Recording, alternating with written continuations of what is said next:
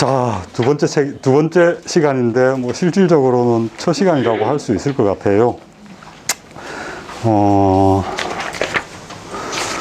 이 1장 제목이 도와 3단 논법, 이렇게 구분을 해놓고 있습니다. 뭐, 이 1편 내용하고 직접 이렇게 와닿는 제목은 아닌 것 같은데, 어쨌든 전체적인 부분에서 이제 들어가는, 책을 들어가는 입장에서 동양과 서양의 전체적인 어떤 한 부분들을 이렇게 집어서 이야기를 시작하고 있는데요. 저번 시간에 말씀드렸듯이 서양하고 동양의 생각의 차이라고 하는 게 뭐 근원 또는 출발점에서 보면 분명히 서양하고 동양의 차이입니다. 근데 지금 우리가 살고 있는 세상이라고 하는 데는 동양 서양의 그 구분 자체가 많은 부분 이렇게 뒤섞여 있고요. 특히 이제 서양 같은 경우에는 우리가 지금 우리 생각으로는 동양이 서양의 영향을 굉장히 많이 받았다. 그래서 우리의 전통적인 부분들이 서양에 의해서 많이 이렇게 잠식해 들어가고 있는 그런 상황이라고 보통은 이해를 하는데, 넓은 측면에서 보면 서양도 마찬가지입니다. 그러니까 서양에서 제국주의 시대 이후로 동양에 파견되어 왔던 여러 선교사들, 그런 사람들을 통해서 동양의 그 고전들이나 지식들이 서양으로 많이 넘어갔거든요. 그래서 서양 근대의 사상의 성립 같은 것들, 그리고 서양의 생각의 어떤 그 틀들이 형성되는데 동양적인 요소들이 굉장히 많이 영향을 미쳤습니다. 특히 논어 같은 경우에는 굉장히 일찍 전해졌거든요. 그래서 그 번역들도 상당한 이런 시간에 그 사람들이 번역을 했었고요. 보통 우리가 그 서양 근대의 사상들을 이야기를 할 때 원래 서양의 어떤 그 고대 그리스 로마의 전통을 이어받은 그 틀도 있지만, 서양의 수학의 발전이나 이런 것들을 봐도 동양적인 요소가 굉장히 많이 들어가 있습니다. 특히 이제 뭐 사상 측면 이런 거 보면 라이프니치나 뭐 이런 사람들의 생각 속에는 은연중에 동양적인 요소가 굉장히 많이 들어가 있습니다. 그러니까 신을 바라보는 입장, 그런 것들은 서양 쪽에는 뭐 다신론은 있어도 모든 존재들의 신들이 다 들어가 있다 이렇게 생각하는 사유는 아주 고대에 올라가면 있습니다만, 서양의 그 문화들이 그리스 로마를 중심으로 이렇게 만들어졌던 그 시기 이후는 그런 생각들이 거의 없어졌거든요. 근데 그런 것들이 동양의 영향을 받아서 어느 정도는 서양 사상의 어떤 그 틀을 만들어 나가는데 굉장히 영향을 많이 미친 그런 측면들이 있습니다. 그래서 시작은 서양과 동양의 어떤 생각의 틀이라고 하는 두 축이 이렇게 만들어져 있는데, 살아오면서 이렇게 뭐 서로 왔다 갔다 하는 그런 직접적인 그런 교류는 없었지만은 많은 어떤 그 중간 단계를 거치면서 서로 간의 문화적인 영향력들 같은 것들이 암암리에 행해져 왔었기 때문에, 이 생각의 틀 두 개라고 하는 것은 지금 살고 있는 사람들의 입장에서 본다면 뭐 근원이라기보다는 사람들이 생각할 수 있는 큰 패턴의 두 축이라고 보면 될 것 같고요. 이런 부분들이 서로 이렇게 섞여서 어느 정도 상호 간에 영향을 계속 미치고 있는 상황이고, 우리 사회 같은 경우에는 근대 이후에 뭐 보통 이제 표현하는 근대화라고 하는 게 서양화잖아요. 그런 서양화 속에서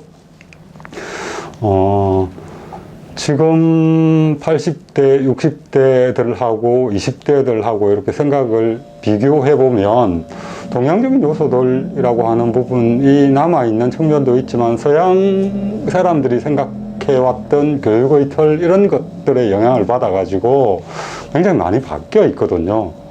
그러면 사람들을 이렇게 뭐 지나가는 사람들이나 이렇게 데려다 놓고 이야기를 해보면 여기 나와 있는 두 틀이라고 하는 것들이 이렇게 많이 섞여 있습니다. 그래서 뭐 이 책을 보시면서 자기가 생각하고 있는 어떤 부분들 이런 것하고 연결시켜서 보시면 저번 시간에 말씀을 드렸지만 조금 더 이 책이 갖고 있는 어떤 내용들하고 조금 더 이렇게 가깝게 받아들여지는 그런 부분들이 있을 것 같습니다.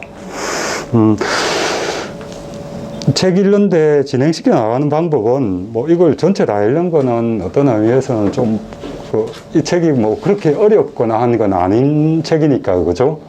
그래서 이 중에서 제가 생각하기에 뭐 이 책을 이해하는데 굉장히 중요한 구절들이나 이런 것들을 좀 뽑아가면서 읽어가도록 하겠습니다. 27페이지 부분은 제목이 이제 개인의 자율성을 중시하는 고대 그리스 이렇게 되어 있습니다. 그죠? 일단 내용을 좀 보실까요? 27페이지는 어떤 부분을 읽을 거냐 하면 제일 끝에서 두 번째 줄부터 읽을 겁니다. 자, 그리스인들은 자신의 삶을 스스로 통제할 수 있다는 확신이 유독 강했다. 뭐 다른 문화에 비해서 유독 강했다는 이야기인데, 자신을 통제한다라고 하는 표현은 앞부분에 이제 쭉 읽어보시면 이 이야기를 하고 있는 맥락이 아마 전달이 되실 겁니다. 그죠? 그들이 갖고 있는 어떤 의미에서는 뭐라고 표현해야 되나요? 개인의 자율성이라고 하는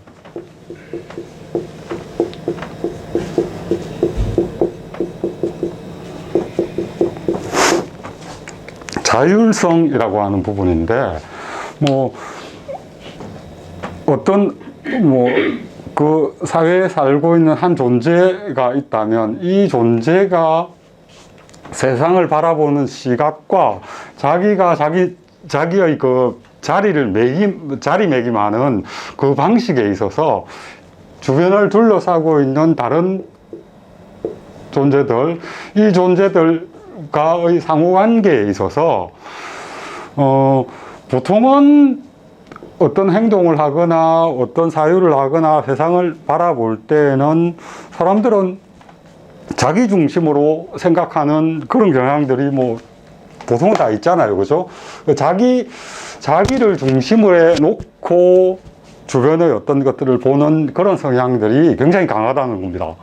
그리고 그런 것들이 자기를 중심에 놓고 주변 사람들 또는 주변 환경과 어떤 교육관계에 있기 때문에 이 세상의 흐름에 있어서 자기 자신은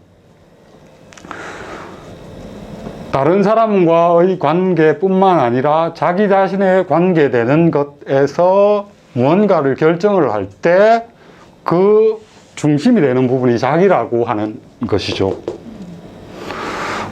이 부분은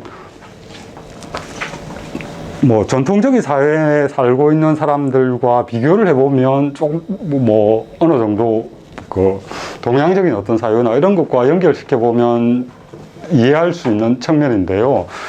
우리 동양에 살고 있는 사람, 일반적으로 이제 동양인이라고 하는 사람들은 A와 대화를 할 때도 자기 의견을 이야기할 때 내가 하는 이야기가 이 사람에게 전달되는 과정이 이 사람이 알아들을 수 있도록 전달하는 방식과, 그리고 내가 알고 있는 사실을 그냥 드러내어서 이 사람이 알게 되기를 바라는 방식 두 가지가 있을 수 있잖아요. 그죠?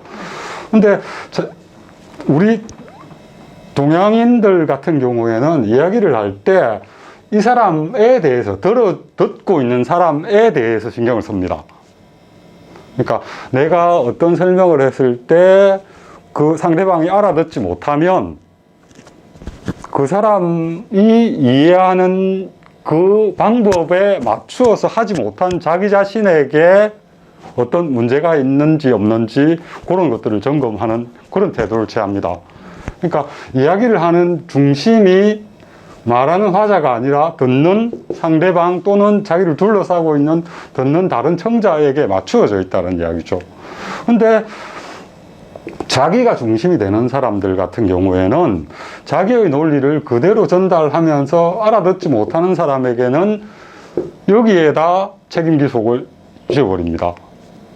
그런 형태로 세상을 바라보는 시각들이 만들어지는데요. 그러려면 자기의 삶이나 이런 것들에 대한 확고한 자기의 어떻게 보면 자기의 영역이라고 하는 것들이 만들어져 있어야 될 거 아닙니까? 그죠? 그런 자기의 영역이 확고하게 만들어져 있고 그 영역 안에서 움직이는 자기 자신의 책임과 뭐 이런 것들이 자기의 관할 안에 있다라고 이야기를 하는 겁니다. 자.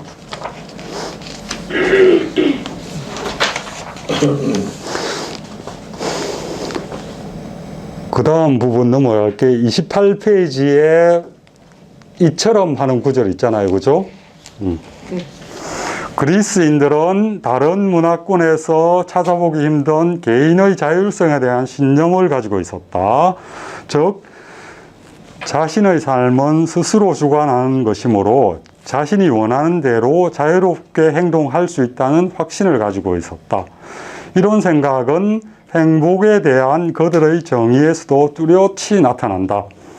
그리스인들이 정의하는 행복이란 아무런 제약 없는 상태에서의 자신의 능력을 최대한 발휘하여 탁월성을 추구하는 것. 자, 다시 한번 봅시다. 아무런 제약 없는 상태에서 자신의 능력을 최대한 발휘하여 탁월성을 추구하는 것. 자기가 가지고 있는 어떤 능력이 있습니다. 이 능력을 발휘해서 최상의 상태에 도달하는 것. 그건 뭐 기본적으로 자기를 둘러싸고 있는 환경이나 이런 것들, 이런 요소들은 이 최상의 상태에 이르기 위한 도구가 되겠죠. 그죠? 이 사람이 최상의 상태에 도달하는 것과 그 주변에 있는 둘러싸고 있는 어떤 다른 환경들이나 이런 것들은 부차적인 요소 내지는 자기의 목적에 도달하는 수단이나 이런 게 될 수밖에 없죠. 그죠?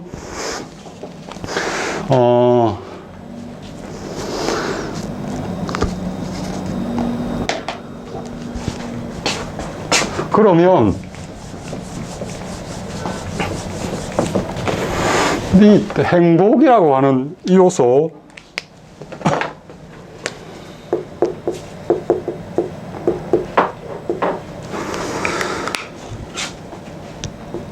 이건 지금도 어려운 단어죠. 행복이라는 게 지금 우리가 사용하는 행복이라는 단어는 굉장히 주관적인 표현이고 뭐 객관적으로 어떤 게 행복하다 이렇게 수치화될 수 없는 또는 감정과 관련된 그런 개념이잖아요. 그죠?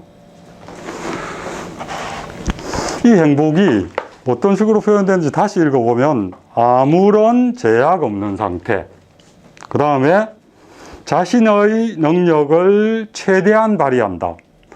자신의 능력을 최대한 발휘해서 자신이 갖고 있는, 여기 지금 탁월성이라고 번역이 되어 있는데,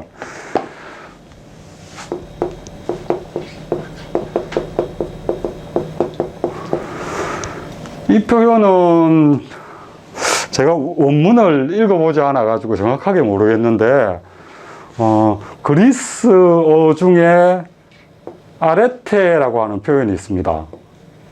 이거를 번역하면 이게 뭐 우리 보통 이게 라틴어로 오면 비르투스 뭐 이렇게 되는데 비르투스에서 영어로 전환되면 버처입니다.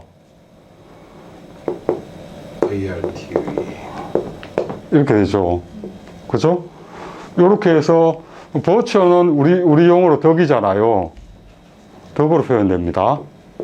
근데 요 비르투스로 라틴어로 변화해서 버추어로 되면서 이 아레테를 바로 이제 덕이라는 개념하고 연결시켜서 이렇게 이해를 하는데, 여기 지금 표현되어 있는 아무런 제약 없는 상태에서 자신의 능력이라고 하는 부분, 이 부분은 이 아레테를 표현하는 겁니다. 아레테를 번역하는 번역어는 여럿 있는데요.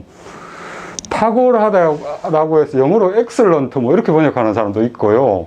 근데 이 아레테의 원래 의미는 뭐냐면, 보통 물건과 관련돼서 이 아레테가 쓰입니다.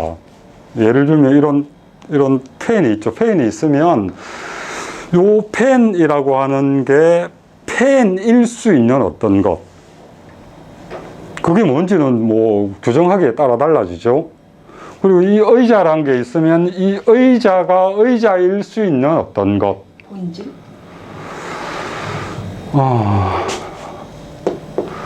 본질이란 말은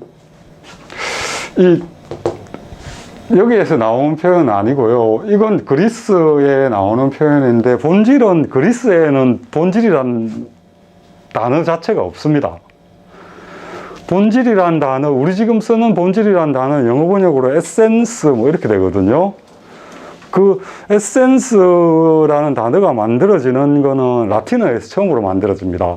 에센티아라고 해서 라틴어에서 우리가 지금 쓰는 본질이라는 용어가 이렇게 만들어지는데, 어떻게 보면 이 아레테가 그 조금 전에 말씀드린 에센스라고 하는 측면하고 연결되는 측면이 있습니다. 이것이게끔 해주는 것.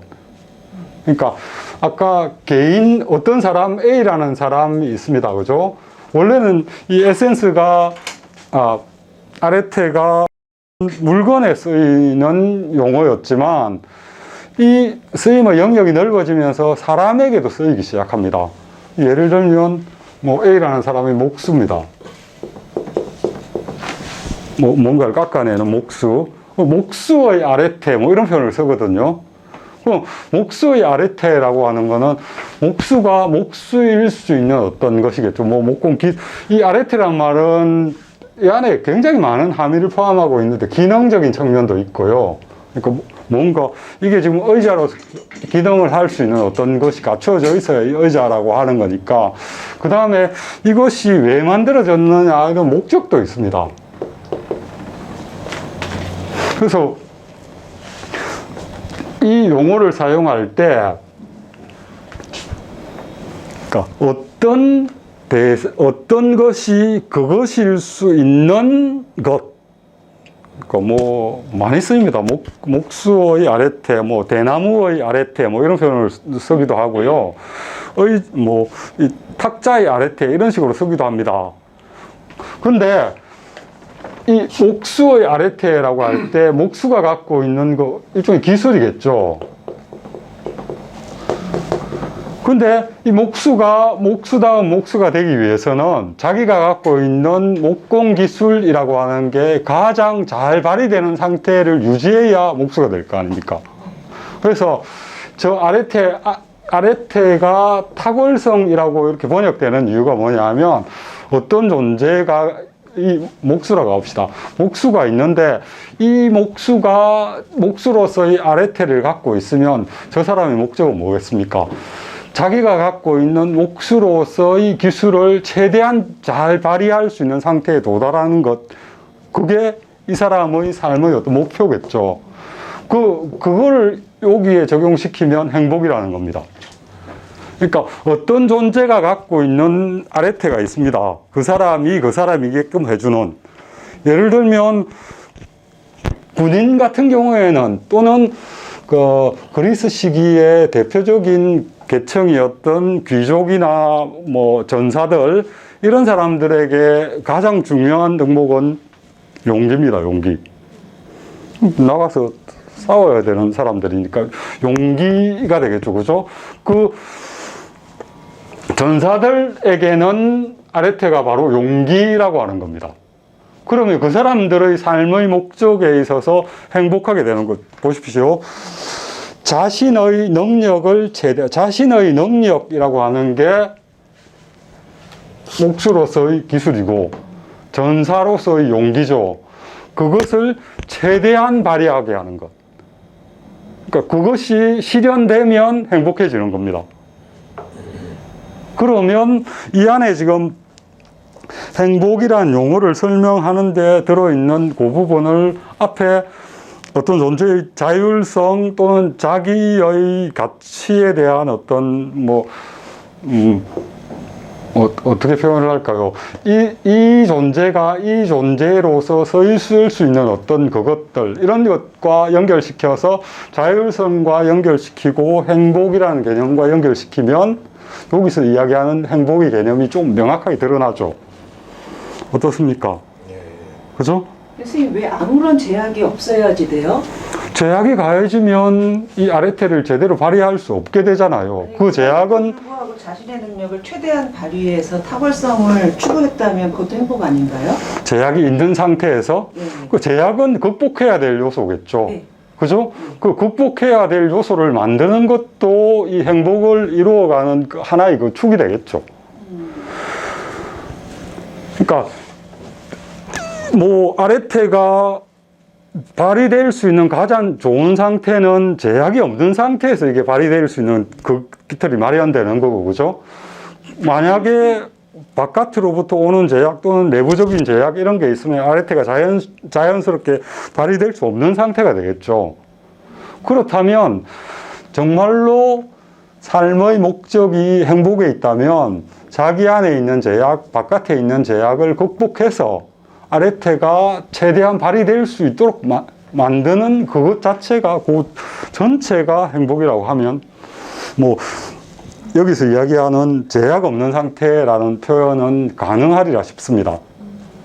그러면서 이거 자아 실현의 얘기를 했네요. 그 자아라는 용어가 또 들어가면 그 안에 또 아주 복잡한 그게 있잖아요. 일상적으로 쓰는 그 일반 용어로서의 자아 실현하면 이렇게 뭔가 좀 그 탁월해지는 거 말하는 거 아닙니까? 거의 유사한 개념이라는 생각이 들었어요. 기본적으로 우리가 그 용어 때문에 참 뭘 이야기를 하다 보면 제일 문제가 많이 걸리는 게 용어입니다, 용어. 그러니까 지금 자아라고 이야기를 하시면 그 안에 의미가 워낙 크니까, 그러니까 예를 들면 지금 사용한 자아라는 용어가 자기가 실현되려고 생각하고 있는 뭐 자기의 소명 내지는 자기가 목표로 하고 있는 어떤 것 이런 거에 맞추어진다면 뭐 이 아레테는 주어진 것이지만 그거는 자기가 만든 것이고, 그죠? 어느 정도 의미상으로는 연결하는 것은 그렇게 불가능할 것 같지는 않습니다. 근데 아레테는 사람들마다 다를 수 있거든요. 이 물건들마다 각각이 갖고 있는 자기의 탁월함이 다를 수 있잖아요. 의자는 최대한 편하게 모르겠습니다. 이렇게 이야기하면 될지 모르겠지만, 최대한 사람이 앉았을 때 편하게 해주는 어떤 능력, 내지는 뭐, 어떤 사람은 의자의 모양을 보기도 할 텐데, 최대한 미적인 어떤 모양을 갖춘 것, 이런 형태로 아레테는 각각의 그것들이 다 다를 수 있습니다.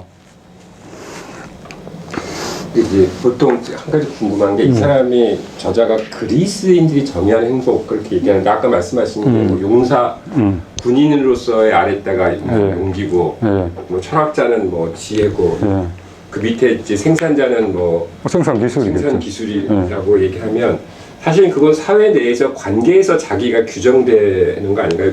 만약에 군인이 자기가 철학자로 통치자 노릇을 하려고 하거나 그러니까 자기의 아랫대는 사회 관계 내에서 이렇게 제약 지어지는 걸 수밖에 없는 거라는 생각이 아까도 말씀드렸지만 그런 부분들은 이 사람들 속에서는 외부적 조건 또는 이용할 수 있는 수단 내지는 자기의 어떤 영역 밖에 있는 게 되는 거죠. 왜냐하면 아레테 용기 또는 뭐 기술 이런 거의 그 내용은 자기 안에 들어 있으니까 그것을 발휘해 나가는데 바깥의 요소들은 어떻습니까? 그걸 뭐 가져와서 또는 이용해서 변화시켜서의 요소이지, 아까 말했던 본질적인 어떤 측면에서의 그 요소는 완전히 제약이 없는 건 아니고 사실 사회적 제약 안에서 그 안에선 제약이 없는 뭐 약간 그렇게 해석을. 그 가능하면 제약 자체를 제거한 상태에서 뭐 제약을 없애야겠죠. 완전히 그게 되려면. 그리고 또 한 가지 궁금한 건 우리가 보통 이제 뭐 서양에서 행복, 뭐 플라톤이 행복을 이렇게 네. 직접 언급했는지 잘 모르겠지만 보통 했습니다. 구조적으로 아리스토텔레스. 아리스토텔레스나 뭐 에피쿠로스 학파나 뭐 이런 쾌락주의자들을 이렇게 생각해 놓고 보면 예. 이 사람들이 과연 능력의 어떤 최대 발휘 예. 할 때 그 능력이라는 걸 어떤 걸로 봤을지가 좀 궁금한데 예를 들어서 뭐 아리스토텔레스가 과연 인간의 아랫대나 본질을 이렇게 어떤 뭐 목수로서의 아랫대 뭐 이런 아랫대로 봤을까 아니면 사유하는 존재로서 그렇고 볼 때 이 사람 아리스토텔레스는 적어도 아닌 것 같은 생각이 좀 들고 또 야. 에피쿠로스 학파도 뭐 쾌락을 얘기하지만 뭐 물질적 쾌락을 추구하기보다는 오히려 좀 다른 쾌락을 행복을 통해서 행복을 추구한다고 보면 이 사람이 이 생각하는 그리스인들 이렇게 얘기하는 게 조금 뭔가 너무 뭉뚱그린 그렇죠. 느낌은 있습니다. 뭔가 좀 근거 없이 예, 그냥 예. 자기 주장에 맞춰서 말을 던진 게 아닌가 예, 하는 생각이 조금은 용어 자체가, 원래 행복이란 용어 자체도 아랫대를 행복이라고 하진 않거든요. 근데 내용은 아랫대인데, 원래 그리스에서 행복은 다른 용어입니다. 정확한지는 모르겠습니다. 무슨가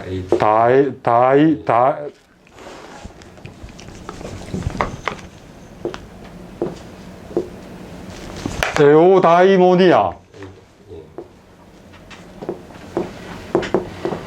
이런 표현이 있습니다. 행복이라고 표현하는데, 이거 원어 분석하면 뭐냐면, 그 부분을 나누면, 이 에오는 굿입니다. 좋다. 그리고 다이모니아는 우리 데몬이라는 표현을 쓰죠. 다이몬, 라틴어로는 다이몬이라고 하는데,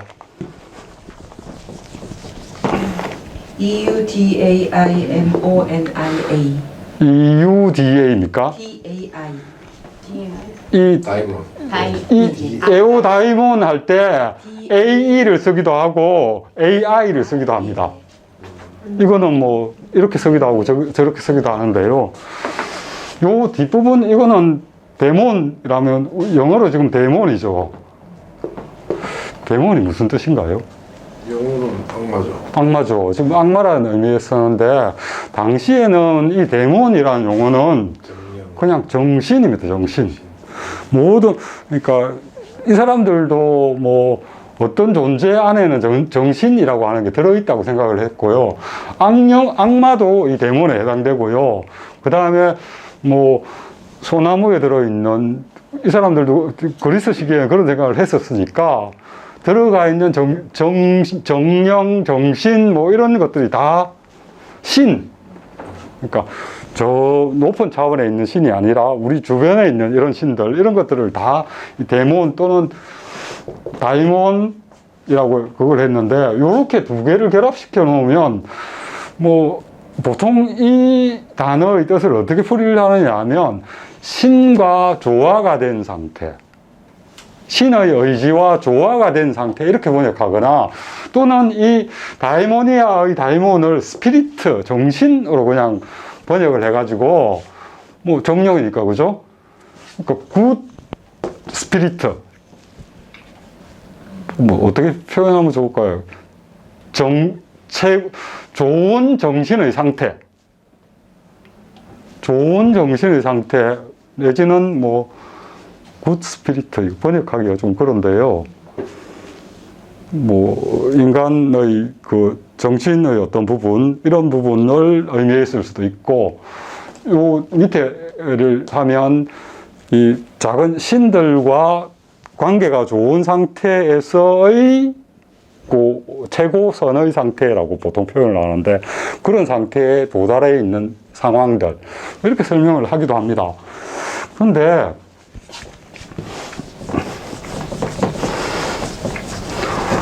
이 용어가 행복이라는 용어로 쓰였다라고 하는데, 우리 지금 사용하는 행복은 또 다른 용어잖아요. 우리 지금 사용하는 용어는 해피 또는 해피니스 뭐 이런 용어를 행복이라고 하죠.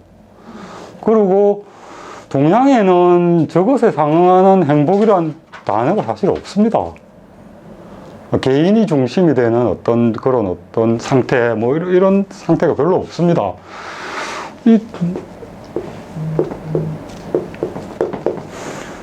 이거는 우리말 행복이란 용어는 일본 사람들이 해피 번역해가지고 19세기 이후에 들어온 용어거든요. 그래서 요거 두 개를 보면 요 happ이라는 의미가 이게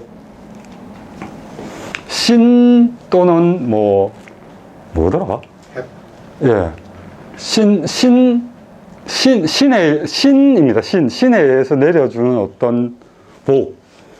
그게 해피입니다.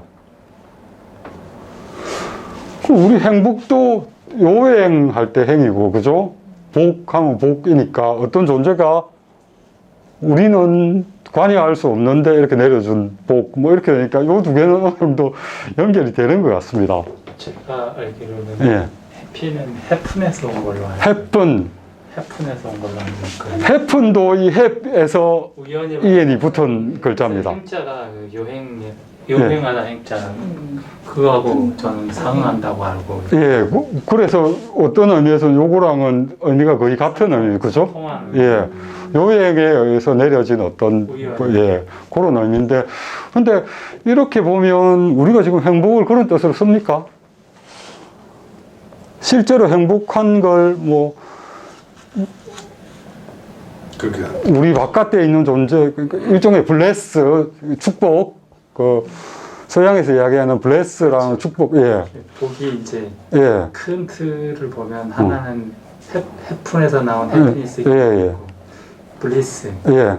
피를 예, 흘린다는 예. 어쨌든 봉헌을 해서, 그렇죠. 봉헌을 해서, 무언가를 드린다 예, 그걸로 해서 내려오는 거. 거기서 내려온 블레싱이라는 예. 그게 두 개가 예. 이렇게 예. 같이 들어가 있는 거죠. 아니, 그럼, 전혀 다른 계열인데 그 두 개가 같은 행복이라는 의미로 쓰인다는 말씀입니까? 행복이라는 단어는 어. 우연히 온다는 게 해피니스가 예. 블레싱 자발적으로 무언가를 드린다라는 거에서 복이라는 말로는 공통이 되겠네요. 그걸 그렇죠. 보답을 받는 그런 거니까. 그런데 전혀 다른 계열에서 계열이 다른 거다. 계열이 다른 거죠. 하나는 우연이어서 하나는 자발적인 어떤 받쳐서 그렇죠. 예, 오는 그걸 그런 블레싱이라고 한다고 하더라고요. 그래서 우리 해피와 그러니까 해피의 어원이 해픈이 아니고 햅에다가 햅에서 해피랑 해픈이다 나왔다. 예. 햅은 원래 의미가 신, 예. 그런 뜻이라는 거죠. 예, 햅 주어지는 거죠. 예, 그것도 우리 신과 바깥에 있는 존재인 거죠. 해픈이라는 게 어떤 그렇죠. 우울한 상황에서 일어나는 일들 이런 거니까 행복 이야기를 했으니까 행복 이야기를 좀 더 해야겠다 하는 김에 서양의 행복은 그러니까 좀 이런 어떻게 보면 근대 해피나 이런 에우다이몬이나 이렇게 바로 연결 안 되는 그런 측면들이 좀 있습니다. 고대 그리스 사람들이 이야기했던 그런 행복이라는 용어하고 동양적으로 오면 진짜 우리는 저거에 맞는 용어를 쓰면 그냥 복인가요? 복잡. 한문을 쓰라 그러면 요즘 기억이 안 나.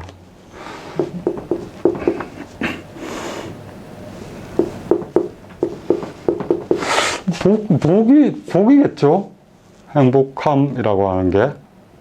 좀 다른 것 같습니다. 다른가요? 복의 뜻이 뭐예요? 어? 복의 복? 뜻이 뭐예요? 저도 모르겠습니다. 요거는 귀신하고 관련된 겁니다. 신 예, 귀신하고 관련된 거고, 이거는 풍부한 거 아니겠습니까? 밭도 있고 뭐도 있고 이런 거니까, 신에 의해서 내려주는 어떤 풍부함, 정확한 의미는 모르겠습니다. 어쨌든 신하고 관련되어 있는 용어입니다. 근데 그 동양 기록에 제일 오래 전에 복이라는 용어를 썼던 그 서적이 상서에 있거든요. 우리 보통 서경이라고 하는 우리 지금도 이야기합니다. 오복이란 이야기를 쓰죠. 5가지 복. 5가지 복 보면은 어떤 거냐 하면, 일단 뭐, 오래 사는 거, 수명이 긴 거, 그 다음에 뭐, 여기 좀 보겠습니다. 물질적인 부유함, 그 다음에가 강령이라고 합니다. 이건 뭐, 건강함이겠죠. 육체적, 정신적 건강함.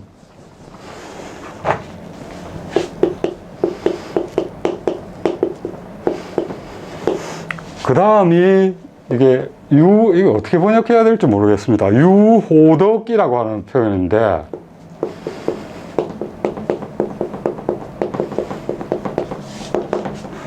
덕을 좋아하는 사람, 뭐 이 정도로 번역하면 될까요? 이 유자는 소자랑 같은 글자입니다. 뭐뭐 하는 것. 그러니까 덕을 좋아하는 것, 뭐 그대로 번역을 하면 그렇습니다. 덕을 좋아하는 것 또는 덕 있는 사람을 내 편으로 만드는 것. 호자. 호자 제가 이전에 한번 설명을 드렸는데, 호자는 호오 이렇게 보통 이렇게 쓰죠. 좋아하다, 싫어하다. 싫어하는 쪽은 내 편 아닌 쪽입니다. 호는 내 편이고요. 이 호자는 외교관계에서 굉장히 많이 쓰는 글자라고 말씀드렸죠. 동맹관계가 될 때 호라고 합니다. 우호라고 우리 지금 표현을 하죠. 그죠? 그러니까 그런 표현이고, 그 다음이 고종명이라고 하는,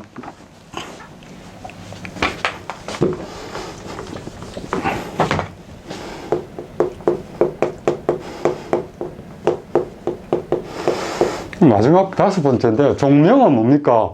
타고난 명을 끝내는 거잖아요. 그죠? 이 고자에 대해서는 여러 가지 설이 있는데, 제가 보기에 요거는 우리 보통 이 고자는 헤아리다 뭐 이렇게 번역을 하죠. 해자 이렇게 쓰나, 헤아리다. 또는 고려하다라고 할 때, 이 고자는 요 글자가 늙은이라는 의미를 갖고 있습니다. 이렇게 붙으면 노인 노자가 되죠. 나이가 보통 헤아리고 고려하고 하는 사람들은 경험이 많은 사람들이 가능한 거죠. 그래서 나이가 든 사람을 의미합니다. 요 글자도.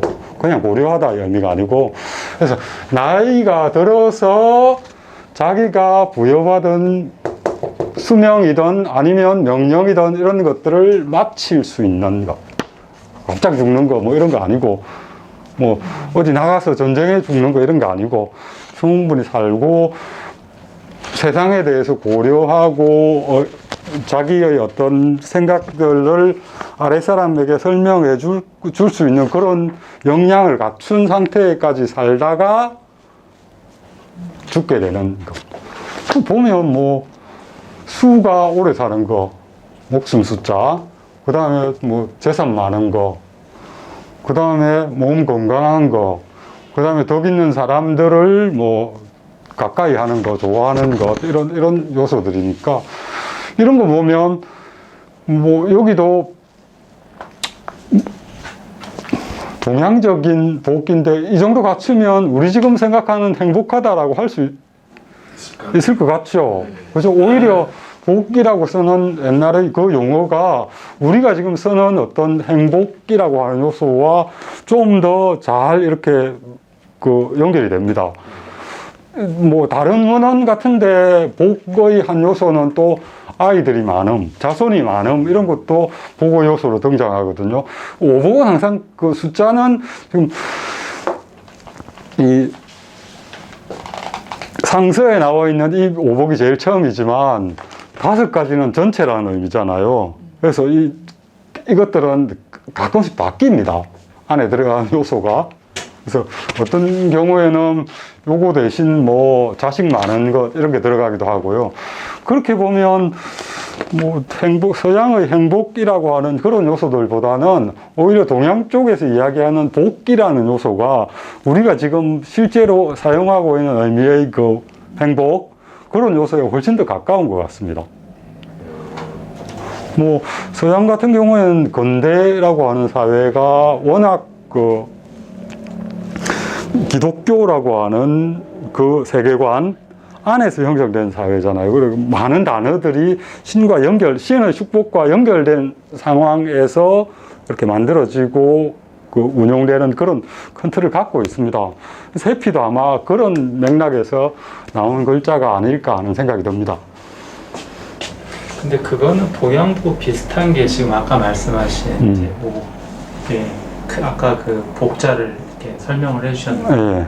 그 복자가 사실은 그 제사 귀신과 관련된 그 옆에가 있는 게 이제 술 항아리 복자거든요. 그러니까 신과 관련된 술 제사 거기에서 에서부터 내려오는 어떤 것? 재단에 술 항아리가 있는 거거든요. 저 모양이 재단 옆에 이렇게 이제 그렇게 볼 수 있나요? 예. 저 복자가 저기 그 술 항아리 복자. 아, 요 부분. 예, 요 부분이. 그러니까 거기에서 복을 좀 구체적으로 이렇게 나열을 했을 때 뭐 보정명이니 뭐 강령이니 이런 게 쭉 나오지만 기본적으로는 제가 알기로는 동양이나 서양이나 18세기 그 다윈이 이제 얘기했던 진화론이 나오기 전까지는 사실은 무신론과 관련된 거는 그렇게 많이 서양이나 동양이나 두드러지지는 않았던 거라고 저는 생각을 하는데. 그러네요. 수, 복, 명, 이 명도 천과 관련된 거. 복도 사실 천과 관련된 것으로 볼 수 있습니다. 그러니까 저는 뭐 동양이나 서양의 큰 틀에서는 기본적으로 복, 좋은 거 뭐 이런 거는 다 신과 관련된 개념으로 진화론이 나오기 전까지는 생각하고 있었던 게 아닌가라는 이제 생각이 드는 거예요. 그럼 에오다이몬이라고 하는 그것도 똑같은 거. 그 구조로 이렇게 보면 뭐 그럴 수 있을 것 같습니다. 신으로부터 내려온. 진화론이 나오고 나서 완전히 패러다임이 저는 바뀌었다고 보는 거고요. 그 전에는 약간의 뭐 세부적인 어떤 조금 다른 점은 있을지 몰라도 큰 줄기에서는 신과의 관계에서 무언가가 이렇게 내려온다라고 생각했던 게 아닌가. 그럴 수 있습니다. 인간의 인지 능력이나 뭐 이런 것들을 벗어나는 영역은 다 그 뭐 신과 관련 있는 그걸로 가니까요, 그죠? 짧은 생각에 그런 생각이 들었습니다. 그 진화론도 그렇고 신이라고 하는 그 세계관을 어쩌면 벗어던지기 시작한 건 니체가 본격적인 그 역할을 하게 됩니다. 물론 거기는 했지만 기본적으로는 이제 만들었다라는 것을 부정했던 게 사실은 이제 다윈의 진화론이거든요. 이것은 신이 만든 게 아니라 우연히 만들어졌다라고 주장을 했던 게 사실 이제 유신론적 세계관을 벗어나기 시작한 때거든요. 근데 뭐 신이라고 그래도 동양 고대나 서양 고대나 그러니까 그 신들이 유신론적인 신은 아니니까요, 그렇죠? 그런 측면들은 조금 차이가 나는 것 같습니다. 행복 이야기하다가 거기까지 왔네요.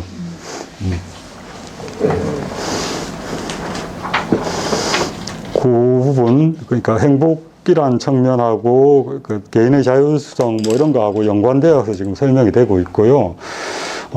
그 다음에 이제 이 첫 번째 장에서 이야기하는 측면 중에 또 중요한 것 중에 하나가 호기심이라는 측면입니다. 29페이지에 두 번째 단락 보시면 그리스 문화에서는 자유와 개성만큼이나 세상에 대한 호기심이 중시되었다. 호기심이 중시되었다. 이렇게 표현을 해놓고요.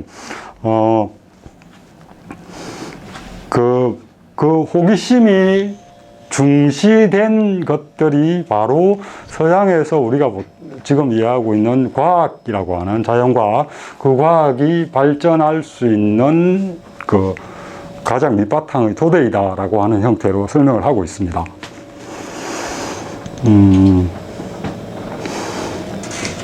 그 그 30페이지 윗부분의 내용이 그 부분인데요. 뭐 다른 문화권에도 뭐 인간이면 다 호기심을 갖고 있을 거 아닙니까? 뭐 자신의 바깥에 있는 어떤 것들 이런 것들에 대한 호기심이 굉장히 있을 테지만 그런 다른 문화권에 비해서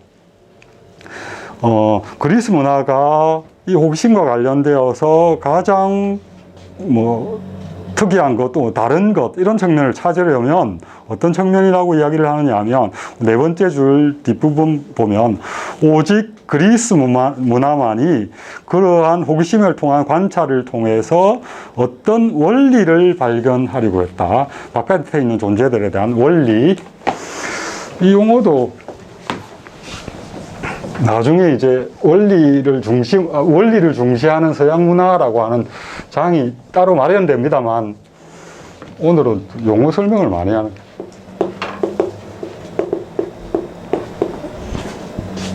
프린스플 맞나요? 용어?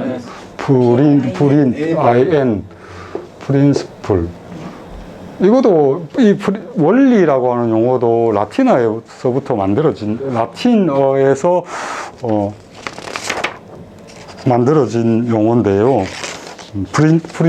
프린시피아?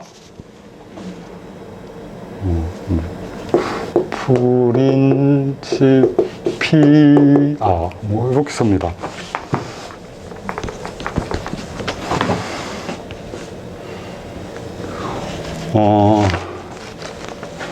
제가 저번 시간에 살짝 말씀을 드렸는데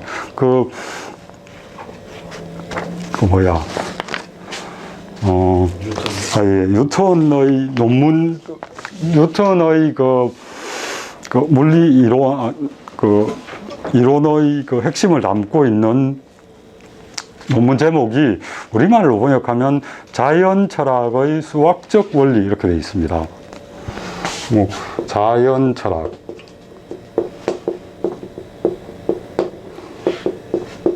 수학 원리, 명사만 뽑으면 이렇게 되는데요. 자연 철학이라고 하는 게 결국 말하면 인간과 사회 바깥에 있는 인간이 대상화하는 어떤 자연계의 모든 것들, 물리적 법칙을 따르는 모든 것들이죠. 그죠? 그 모든 것들에 대해서 이 원리를 파악하는 도구가 뭐냐 하면 수학이라는 겁니다.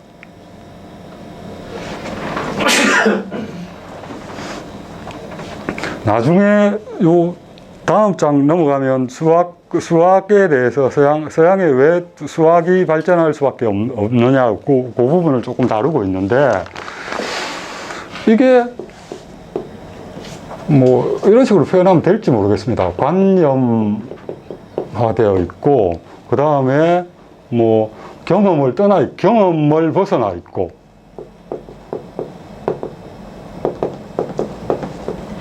우리 머릿속에만 있을 수 있는 것의 총합, 가장 대표적인 게 수학이죠. 저번 시간에 이야기 드렸듯이. 그리고 객관화 시킬 수 있는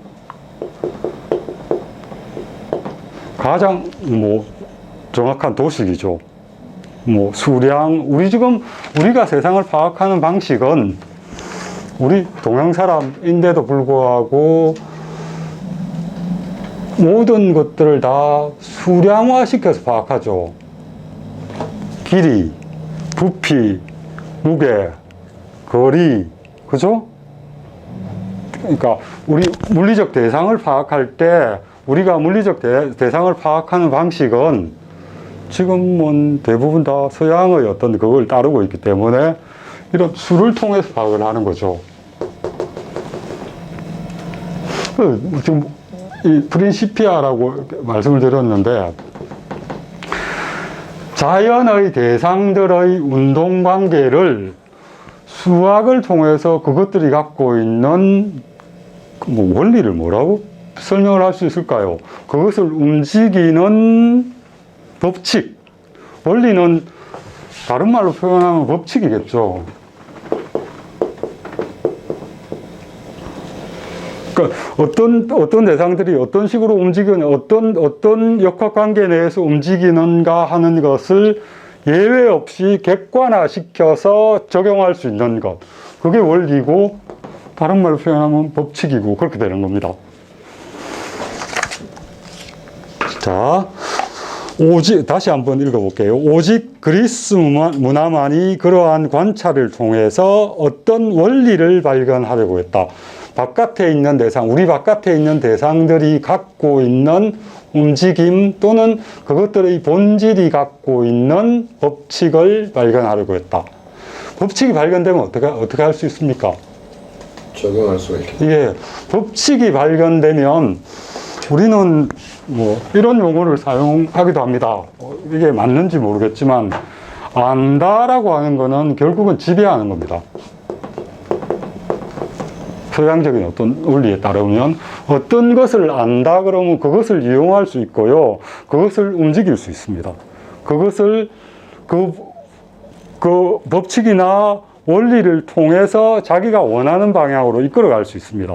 그래서 알게 되는 것, 특히 여기 지금 이야기하는 이 원리를 안다라고 하는 것은 그 알의 대상이 된 것에 대해서 이용하고 지배할 수 있다는 것과 연결됩니다.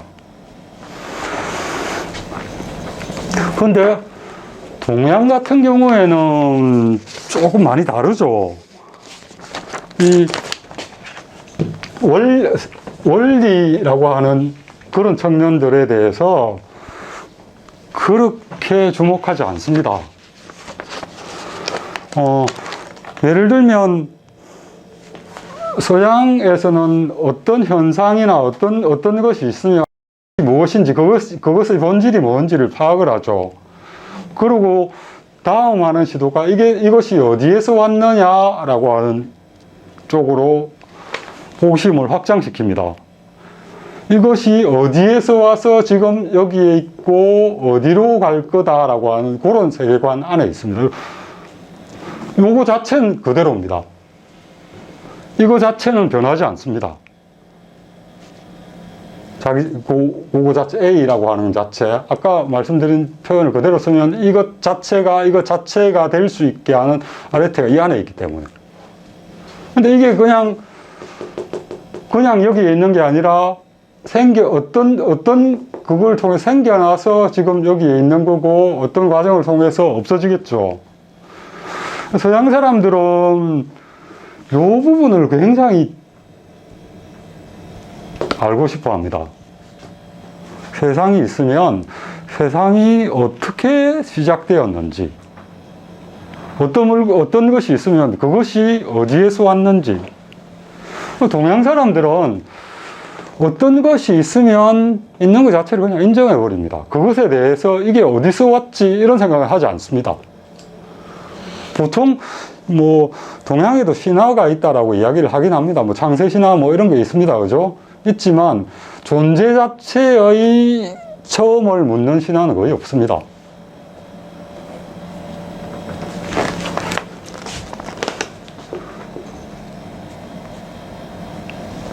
그 원리를 파악하는 어떤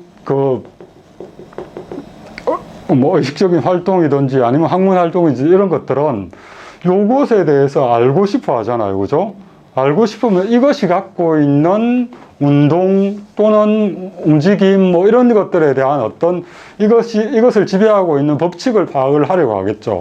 그 법칙이 파악이 되면 이것이 어디에서 왔는지에 대해서 시각을 갖게 되고요.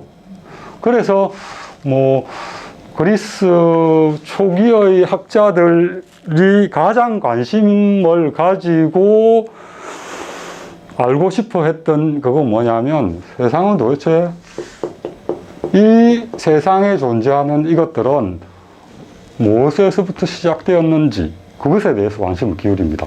우리 보통 뭐 이오니아 학파라고 이야기하는 모든 철학자들은 저기에 대해서 다 관심을 가집니다. 어떤 사람은 불이다, 물이다, 뭐 이런 요소들에 대한 설명을 합니다. 그죠?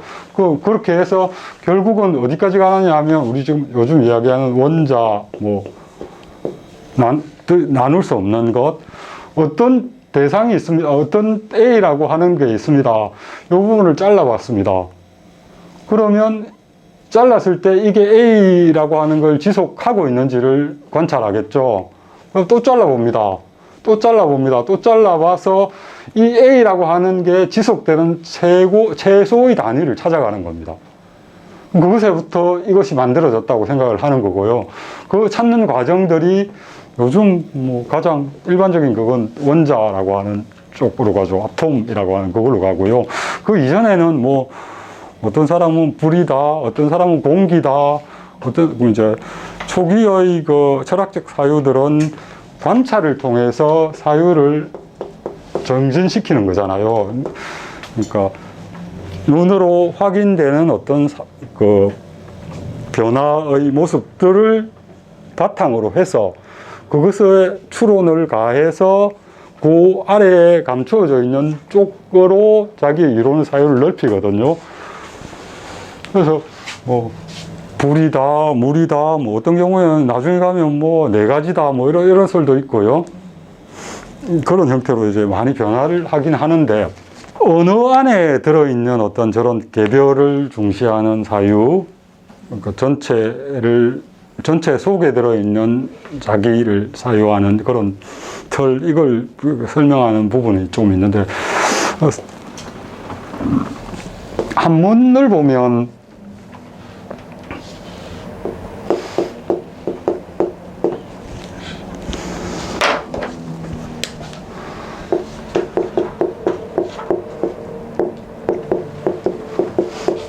이거 적절한 문장인지 모르겠습니다. 습자 어떻게 써? 아, 큰일 났다. 이렇게 기역자. 많이 기원하셨네. 보통 보면 한문은 글자 자체가 우리 글자에 뭐 사전 찾아보면 동사, 명사 뭐 이렇게 돼 있잖아요. 자전 찾아봐도 그렇게 돼 있습니다. 근데 한문은 원래 그런 품사가 없는 언어입니다. 그러니까 요 학자 하나 뚝 떼놓으면, 뚝 떼어놨을 때는 뭐 배울 학 이렇게 사전에 되어 있겠지만은 이거 그럴 때는 동사죠. 근데 이게 명사로도 쓰일 수 있고요. 어떨 때는 뭐 형용사로도 쓰이기도 합니다. 이것의 품사는 물론 있겠죠. 있는데 그 품사를 결정해 주는 건 이 안에 있는 글자들의 관계 속에서 이게 결정이 됩니다. 그러니까 이 글자 하나만 뚝 떼어놔가지고 이건 동사야, 이렇게 하는 거는 그거는 편의를 가장 많이 쓰이는 용례로 그렇게 설명할 수는 있지만 이거 자체가 갖고 있는 품사가 동사라고 할 수 없습니다. 어떤 경우에는 저게 명사로도 쓰이고 그러거든요. 학교 뭐 이러면 그죠? 교육기관 뭐 이런 식으로 쓰이잖아요. 그죠? 그게 뭐 배우는 곳 동사와 연결되어 있는 거지만 본질적으로 이 한문에서 있는 이 한자들 같은 경우에는 요 문장이 구성되는 각각의 글자, 옆에 있는 글자와 관계 속에서 자기 품사가 확정이 됩니다. 아까 말씀드렸던 뭐 군군이라고 하는 뭐 쭉쭉쭉쭉 이어지는 자자 이런 관계도 그죠? 자기의 대상이 되는 어떤 존재들, 요 바깥에 있는 요것들과의 관계 속에서 자기가 여기서 그 안에 딱 들어가야 군주로서의 자리에 딱 섰을 때만이 군주로서 역할을 하는 거죠. 집에 들어가고 괜히 지가 왕이라고 애들 왕처럼 왕으로 대하면 안 된다는 거죠. 그때는 아이들을 볼 때는 아버지로 대해야 되는 거고, 그런 형태로 그 관계 안에 딱 들어왔을 때, 관계라는 건 자기를 중심으로 해서 자기 바깥의 어떤 존재들과 연결되었을 때라는 의미잖아요. 그죠? 그 언어 자체가 이런 어떤 둘러싸고 있는 그 관계 안에서 자기의 뭐라고 해요? 자기의 정체성 또는 여기서 이야기하는 용어들이 참 어려워갖고 자기 개념, 자기라고 하는 개념들이 이렇게 달라지는 그런 형태를 띠고 있는데요. 이런 부분들도 지금은 온전히 그런가요? 조금은 우리도 서양적인 어떤 그런 쪽으로 이제 뭐 이 큰 두 축이 있으면 뭐 여기가 동양적 사유, 서양적 사유 하면 여기쯤 와 있는 게 아닌가 하는 생각이 듭니다. 점점. 문화라고 하는 건 아마 이전에는 이렇게 두 개가 큰 틀이 만들어지는 거는 교류 자체가 굉장히 뭐 고대야 뭐 교류 자체가 그렇게 많지 않았을 거고, 그죠? 그 오랜 시간을 거치면서 틀이 만들어졌고, 점점 이렇게 섞이면서, 나중에 이 책의 이 장 말고 다음 장 뒷부분을 보면, 그 지역에 따른 어떤 생각의 이 두 축에서부터 어디에 위치하는가 이런 이야기들을 좀 하거든요. 그러니까 뭐 유럽도 독일이나 뭐 이런 나라들, 그리고 뭐 영국, 뭐 이쪽 나라들 이렇게 쭉 나누면 그 편차들이 요 두 축을 통해서 뭐 요 안에 아마 들어있는 형태로 진행이 되는 것 같습니다. 뭐 우리 지금 크는 아이들 보면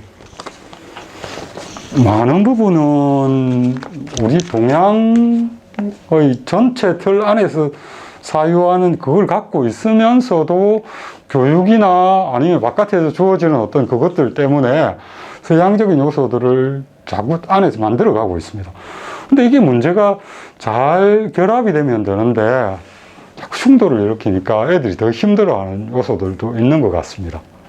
이 틀 자체가 갖고 있는 장점들, 이 틀 자체가 갖고 있는 장점들은 있지만 충돌은 하잖아요. 그래서 뭐 어른들하고 아이들하고 이야기를 해보면 이런 부분에서 좀 차이가 있는 것 같습니다. 나이가 밑으로 내려가면 내려갈수록 이 부분들이 좀 강하게 적용되는 게 아닌가 하는 생각이 들어서 이게 뭐 길게 보면 양쪽의 장점들이 적절한 그 자리를 잡으면 그죠? 굉장히 좋은 틀이 만들어질 수 있습니다. 그러니까 세상을 바라보는 시각 자체가 전체 틀 안에서 자기를 바라보고 그 안에 구성원들을 바라보는 것 같은 경우에는 뭐 연대나 뭐 이런 청년들은 서양적인 어떤 계약의 연대가 아닐 수 있고요. 새로운 연대들 이런 것들을 만들어질 수 있는 가능성도 있습니다. 근데 동양 같은 경우에는 일단은 기본적으로 수치화라고 하는 그 측면은 굉장히 약하거든요. 그러니까 수치로 표현된다라고 하는 건 객관적으로 제시되는 겁니다. 누구나 봐도 그것을 인정할 수 있는 정도, 뭐 3cm, 5cm, 뭐 이만큼이라고 하는 청량 계량 가능한 형태로 이렇게 제시가 되는 건 서양적인 부분이 굉장히 강한데 우리는 그런 것들이 뭐 필요에 의해서 또는 그동안은 그렇게 많이 필요가 없었기 때문에 그죠? 뭐 발전을 안 했는지 모르겠지만 그런 부분들이 저런 부분들이 뭐 잘 자리를 잡으면 좋을 것 같은데 사회가 이렇게 동서양의 문화가 이렇게 우리나라 사회에서 서로 섞이고 융합되면서 일종의 과도기일 수도 있지만요. 어떤 면에서 사람들이 편의주의적으로 자기한테 유리하게 지사 선택하는 것 같아요. 양날의 칼날이란 말이죠. 칼 두 개 들고. 예, 그래서 자기에 대해서는 독립성, 자율성을 주장하고 그 기준을 적용하고 남에 대해서는 집단적인 또 상호전적인 기준을 적용해서 개인보다는 전체를 우선시하라 라는 식의 이중적 기준을 적용하는 거죠. 우리 옛날에 학교 다니고 할 때 항상 맨날 그 어른들이라고 불리는 사람들 투덜대면서 사실 안에서 씹었던 그게 뭐냐면 뭐 학교 선생님들이나 이런 분들이 서양에서 공부하고 오신 분들이 굉장히 많으니까 항상 뭐 보면 이 칼날 두 개를 가지고 어떨 때는 이쪽 칼날, 어떨 때는 이쪽 칼날. 그렇죠. 예, 그런 형태로 활용하는 해서 뭐 마음이 굉장히 안 좋았던 적이 많았었는데 그런 측면이 아마 있는 것 같습니다. 근데 그 과도기 시간이 지나면 어디로 갈까요? 그 과도기라고 하는 거는 어느 축으로 일단 뭐 자리를 잡아가는 걸 상정을 하고 이야기를 하는 건데 저는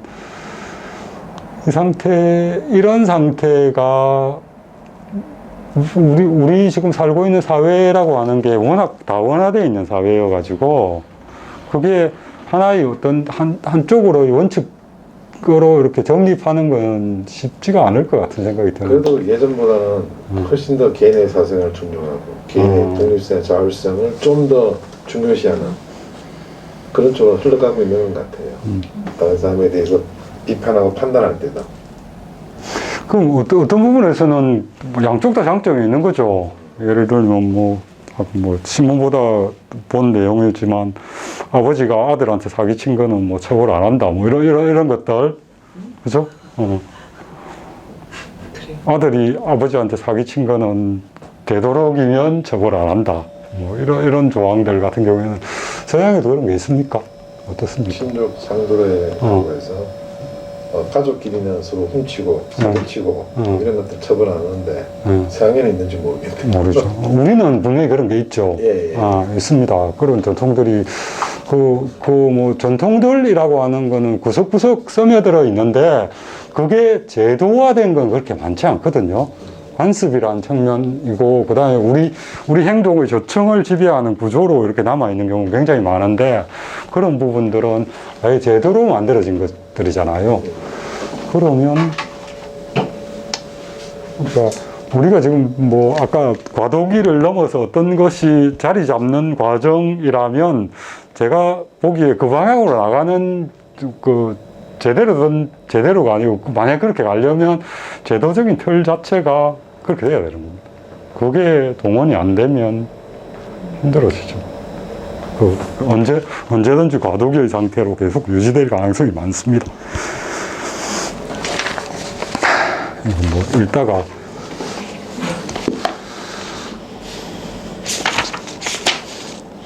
어디를 자 이 부분 한번 보십시다. 44페이지.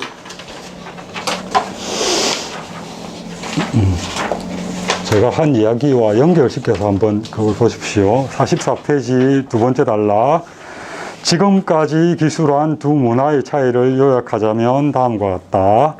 그리스인들은 개인을 독립적이고 개별적인 존재로 보았고 진리를 발견하는 수단으로서 논쟁을 중시했다. 이건 별로 설명을 제가 못 드렸네요. 그들은 자신의 운명을 스스로 통제할 수 있다고 믿었다. 같은 맥락에서 그리스 철학은 개별 사물 자체를 분석의 출발점으로 삼아 개별 사물의 내부 속성을 중요하게 생각했다. 우주는 원칙적으로 단순하고 따라서 파악 가능한 곳이다. 따라서 철학자의 과제는 사물의 독특한 속성을 파악하고 파악된 속성에 기초하여 사물을 범주화하여 그 범주의 보편적인 규칙을 발견하는 것이다. 그 다음에 이와 대조적으로 중국은 인간을 사회적이고 상호 의존적인 존재로 파악하고 인간에게 가장 중요한 것은 개인의 자유가 아니라 조화라고 생각했다. 그 조화란 도교에서는 인간과 자연의 융합이었고 유교에서는 인간들 사이의 화목을 의미했다. 여기까지만 보면 될 것. 뒷부분 뭐 이런 용어가 나오는데요. 여기 지금 이 책에서 도교라고 이렇게 계속 용어를 사용하고 있습니다. 근데 이 부분은 조금 수정이 필요한 측면인 것 같습니다. 우리 보통 중국에서 뭐 종교들 이야기할 때 유교, 불교, 도교 이렇게 이야기를 하잖아요. 그런데 학문적 또는 사상적 입장에서는 유가, 불가, 도가 이렇게 설명을 합니다. 근데 유가와 유교는 거의 같은 개념입니다. 그리고 불가와 불교도 거의 같은 개념입니다. 그런데 도가와 도교는 다른 개념입니다. 다르다고 하긴 좀 그렇고요. 차이가 많이 납니다. 우리 보통 여기서 이야기하는 이런 그 책에서의 내용들은 도가의 내용입니다. 도가는 사실 극단적으로 말하면 도가라고 하는 존재에 들어갈 수 있는 사람은 한 사람밖에 없습니다. 어떤 사람은 여기에 노자를 집어넣기도 하고요. 어떤 여기 이제 뭐 책으로 회남자 뭐 여러 책들 이렇게 책들 회남자 뭐 이런 책들을 집어넣어서 도가라고 표현하는데, 제 생각에는 이 도가는 철학적 도가를 이야기하거든요. 철학적 다오이즘. 그 철학적 도가에 해당되는 사람은 장자밖에 없습니다. 여기서 끝이 납니다. 나중에 뭐 위진, 현학 이렇게 넘어가서 도가 학파들은 있긴 있습니다만, 여기에서 변화된 형태에서 어느 정도의 약간의 확장 정도이지 크게 많이 달라지지 않습니다. 근데 종교화된 도교는 많이 다릅니다. 종교화된 도교는 일단 여러 신들이 있고요. 그 신들을 통해서 뭔가 복을 내리고 화를 내리고 하는 그런 구조로 되어 있습니다. 요 안에 뭐 원시청군 이런 사람은 노자고 뭐 이름들이 다 명칭들은 도교 안에서 이렇게 태상노군 뭐 이런 식으로 해서 도가 안에서 도교에서 흡수를 합니다. 근데 요 체제는 일종의 종교 체제인 거고요. 요 도가는 사상적인 체제입니다. 여기서 이야기하는 도교, 불교 이렇게 이야기할 때 도교는 도교가 아니라 도가라는 입장에서 보셔야 됩니다. 이 둘의 관계는 글쎄요, 같은 그걸로 일반적으로 묶습니다. 그거 따르는 거에 대해서는 저도 다른 그건 이야기는 안 하겠습니다. 사실 많이 다르거든요. 노자랑 장자랑 많이 달라가지고. 그 다음에 조화라고 하는 측면. 아까 그 관계들을 이 사람이 있으면 요렇게 나라는 게 있으면 천자가 있고 아들이 있고 아버지가 있고 부인이 있고 이런 관계잖아요. 그죠?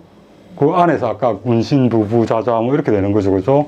요 관계들 자체가 하나의 덩어리로 보는 겁니다. 그래서 요 안에 것들이 하나의 덩어리이지만 각각의 역할을 갖고 있는 거죠. 어떤 이 사람에 대한 역할을 갖고 있는 거죠. 여기가 A라는 사람이 아버지의 자리에 있을 때는 자식이라고 하는 부부과 요 둘 간의 관계로 묶여지는 거겠죠. 그 역할과 의무, 권리 이런 것들이 상호 연결되면서 하나의 어떤 그걸로 만들어지는 체계로 가는 겁니다. 보통 이 구절에서 나중에 설명하는 구절 중에 요리라고 하는 것을 가져와서 이야기를 할 때 화라고 하는 글자를 쓰는데, 이 화는 지금 우리 말로 번역하면 조미료입니다. 일단 국을 끓이잖아요. 그죠? 그러면 주재료들이 이 안에 고기 들어가고 이렇게 들어가겠죠. 이 안에 들어가는 게 각각의 요것들입니다. 그 다음에 이 안에 들어가는 게 뭐냐 하면 소금, 옛날에는 매실액 이런 게 이 조미료의 대표적인 동양에서는 조미료의 대표적인 경우거든요. 요게 들어가 가지고 요것들과의 관계를 연결시켜서 요것이 갖고 있는, 이게 음식이니까 맛이죠. 요 재료의 맛과 요 재료의 맛을 잃지 않은 상태에서 서로 간에 연결시켜주는 역할을 해주는 그런 거겁니다. 여기에 넣으면 뭘까요?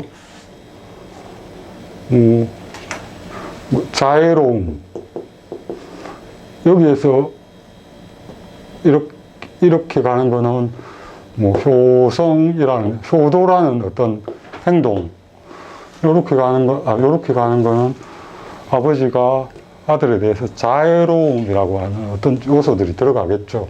이 두 요소들이 들어가서 이들의 역할을 제대로 하게 만드는 그런 형태로 가는 거예요. 그 다음, 그럼 됐네. 그 다음에 아까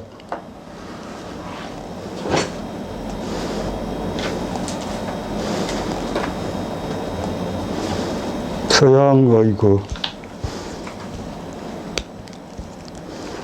사물을 범주화하는 것, 그럼 된 것 같네. 그죠? 아까 뭔가 걸리는 부분이 있었는데.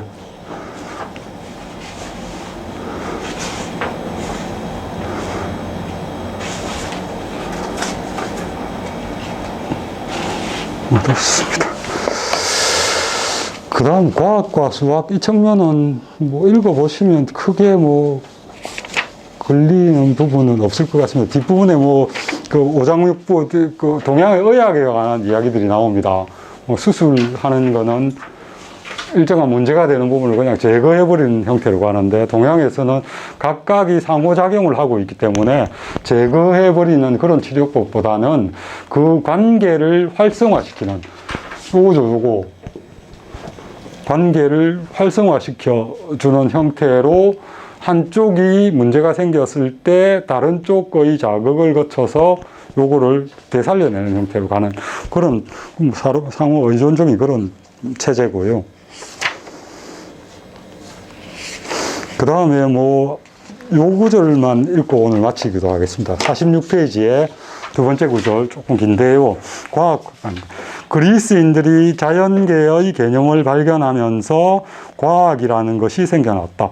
자연계는 인간 내지는 사회와 다른 것, 또는 인간 바깥에 있는 물리적인 모든 것, 동물도 포함됩니다. 이 당시의 자연계 개념에는. 중국인들이 과학을 일찍 발전시키지 못한 것은 호기심의 부족 때문이기도 하지만, 그보다 중요한 이유는 인간계와는 독립적인 실체로서의 자연계라는 개념을 갖지 못하기 때문이다. 우리 사실 이 내용 안에 뒤에 설명하고 있는 건 요 내용들과 연결된 것들입니다. 서양은 일단 그 안에 속성을 갖고 있는 거니까, 나무가 물에 뜬다 그러면 이 물에 뜨는 속성은 얘가 갖고 있는 겁니다. 이 사람들이 생각하기에. 부적이 물의 힘에 의해서 뜨는 게 아니고 얘가 물에 뜨는 속성을 갖고 있는 거라고 생각을 했습니다. 근데 이제 동양은 세계를 파악하는데 어떤 형태로 파악을 하느냐 하면, 제가 그 동양의 책들 중에 가장 체계적으로 편집된 책이 하나가 있는데, 여시춘추라는 책입니다.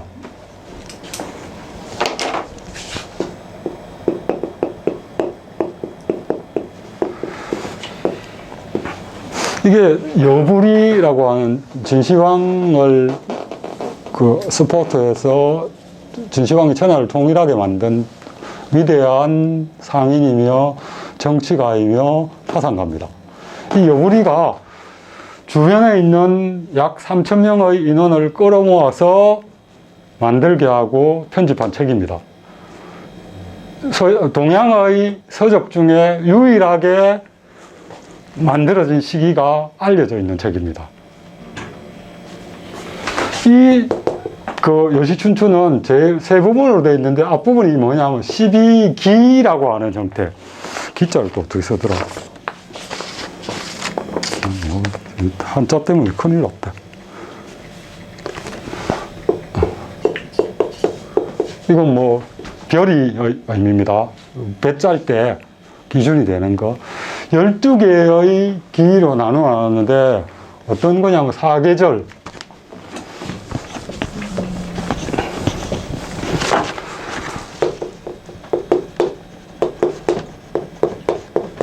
사계절이 있잖아요. 그죠? 요거를 세 개로 나눠 놨습니다. 맹춘, 뭐 중춘, 뭐 이런 식으로 봄을 세 개로 나누니까 10일 단위겠죠. 그죠? 이게 하나가 30일이며, 이렇게 해서 각각의 한 편을 구성을 합니다. 그래서 12개의 편으로 구성이 되어 있는데요. 이 책은 제일 앞부분에는 별자리부터 나옵니다. 초봄에 별자리는 어디에 있다. 그러면 별자리가 거기 서 있으면 왕은 이 시기에 뭘 해야 된다. 그리고 어떤 명령을 내려야 된다. 제사는 어떤 제사를 지내야 된다.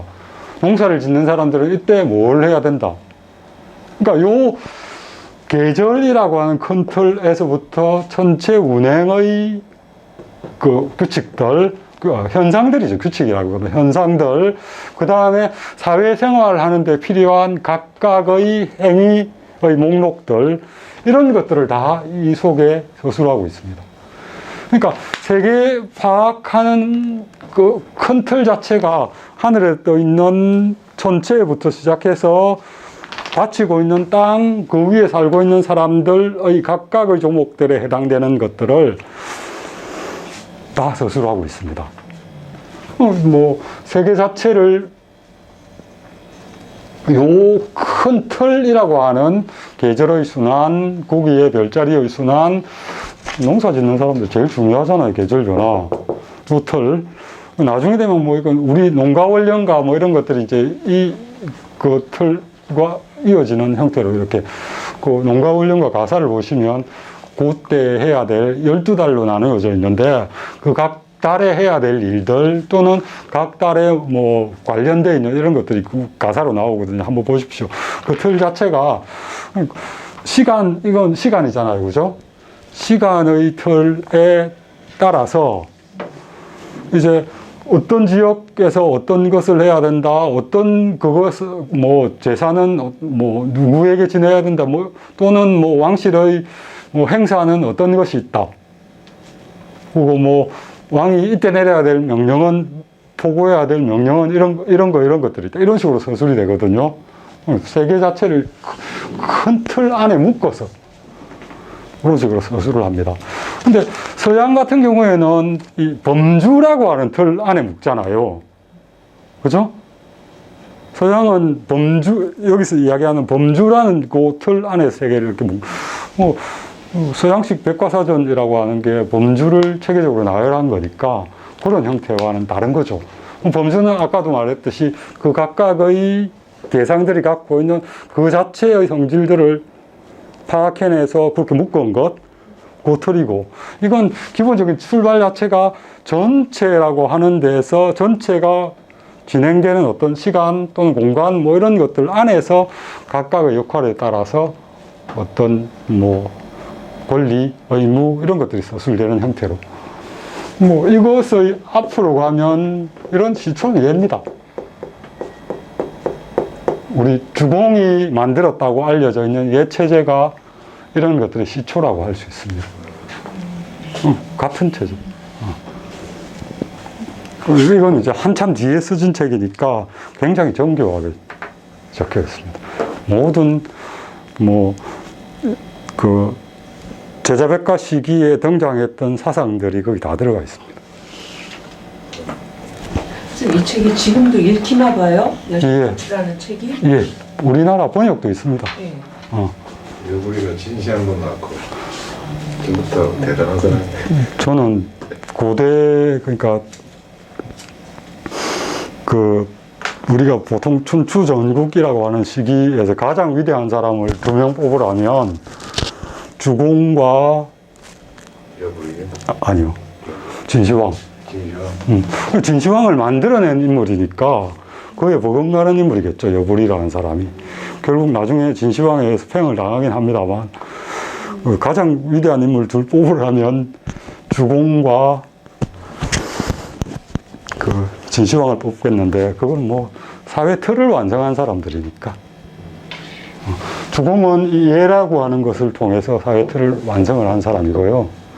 이것도 뭐 여부리가 했다고 하지만 결국 진시황의 업적 중에 하나로 들어가는 거니까 중국이 갈라지고 나면 끊임없이 합치려고 애를 쓰잖아요. 그죠? 갈라져서 살면 어떤데? 그 사람들은 갈라지기만 하면, 역사의 사례에서 보면 갈라지기만 하거나 떨어져 나오면 언제나 그걸 합치려고 합니다. 그게 진시황 때문에 그런 거죠, 사실은. 아이고, 오늘은 여기까지 하겠습니다. 제가 이야기가, 예. 네. 알겠습니다. 예. 선생님, 그 다음에는 2장, 3장을 준비하면 될까요? 2장은 그렇게 읽을 게 많지 않습니다. 그러니까 2장, 예. 2장 간단히 하고요. 예. 3, 4. 이게 실험 심리학이라고 하는 심리학의 파 중에 이런 류의 책들은 실험 내용이 많이 들어가 있습니다. 어떤 내용을 주장을 하고요. 그거를 입증하는 실제 실험들을 많이 싣고 있거든요. 근데 실험들 같은 경우는 여러분들 보시면 그냥 알 수 있잖아요. 그죠? 그래서 설명할 때 그 실험의 그 주 내용이 거기서 뽑혀 나온 그것만 이렇게 체크를 하면 될 것 같아서. 책은 좋은 게 계속 요약을 해주더라고요. 네.